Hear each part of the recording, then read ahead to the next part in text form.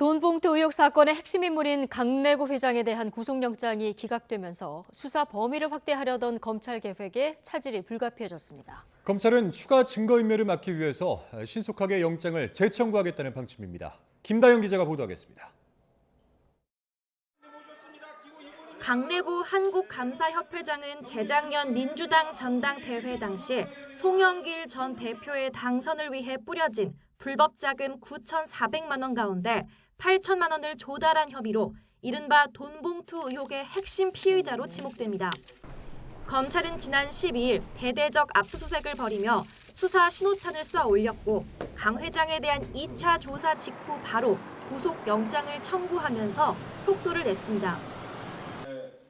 강 회장을 포함해 윤관석 의원과 이성만 의원 등 공여자를 상대로 자금 조달과 전달 과정, 윗선 지시 여부 등을 확인한 뒤 송 전 대표와 수수자로 수사를 확대하겠다는 게 검찰의 계획이었습니다. 하지만 이 사건 첫 신병 확보이자 핵심 인물에 대한 구속이 불발되면서 속도 조절이 불가피해졌습니다. 검찰은 법원의 결정을 납득하기 어렵다고 밝혔습니다.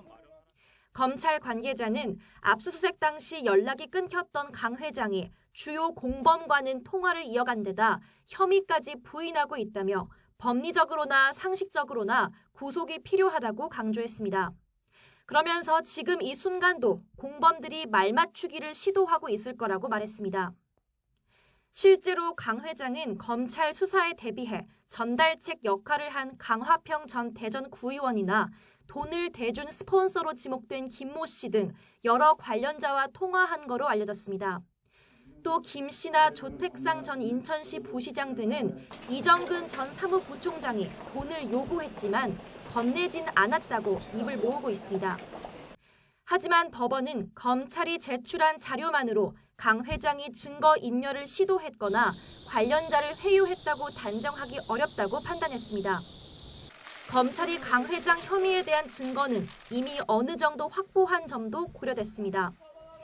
검찰은 앞서 구속영장을 청구하면서 정당법 위반 혐의 등만 적용하고 정치자금법 위반 혐의는 넣지 않았는데 자금 살포나 수수 과정, 금액에 대해서도 추가 규명이 필요한 상황입니다.